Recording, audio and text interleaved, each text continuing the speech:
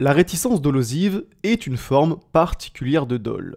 En effet, le dol est défini à l'article 1137 du Code civil, qui dispose que le dol est le fait pour un contractant d'obtenir le consentement de l'autre par des manœuvres ou des mensonges, et constitue également un dol la dissimulation intentionnelle par l'un des contractants d'une information dont il sait le caractère déterminant pour l'autre partie.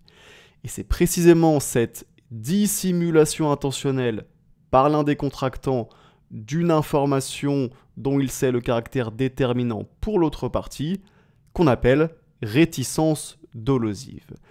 Il y a donc réticence dolosive lorsqu'un contractant garde le silence sur une information dont il sait que si son co-contractant en avait connaissance, alors il ne contracterait pas, alors il ne conclurait pas le contrat.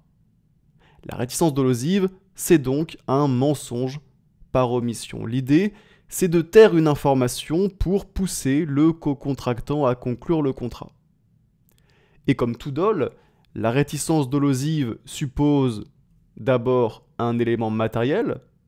En l'occurrence, il s'agit du silence sur une information déterminante pour le consentement de l'autre partie.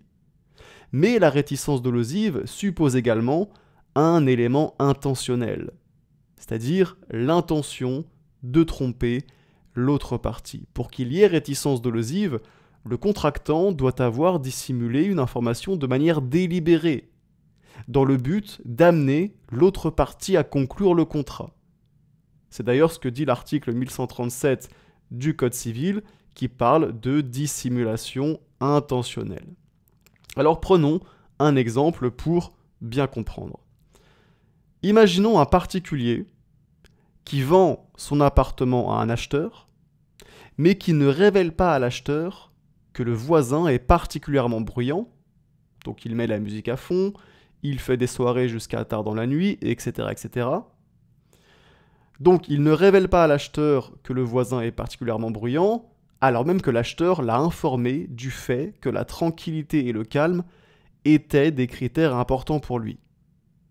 Bon, eh bien, dans un tel cas, il y a réticence dolosive, puisque le vendeur a gardé le silence sur une information déterminante pour le consentement de l'acheteur, et il a gardé le silence de manière intentionnelle, dans le but d'amener l'acheteur à conclure le contrat, puisqu'il savait que si l'acheteur avait connaissance de cette information, il n'achèterait tout simplement pas l'appartement.